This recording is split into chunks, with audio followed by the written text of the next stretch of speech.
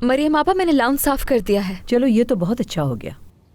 आज रूम्स की सफाई किसी ने नहीं की है, अगर आप कहें तो मैं जाकर कर दूं।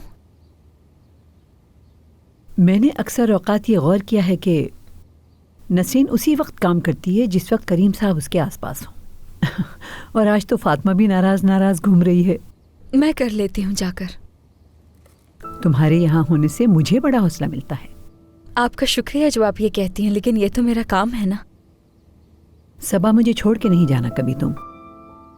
क्या सुल्ताना साहिबा मुझे निकालना चाहती हैं? तो तुमने सुन ली थी हमारी बातें। देखो सुल्ताना साहिबा एक जज्बाती खातून है, उनकी बातों को लेकर नाराज मत हुआ करो।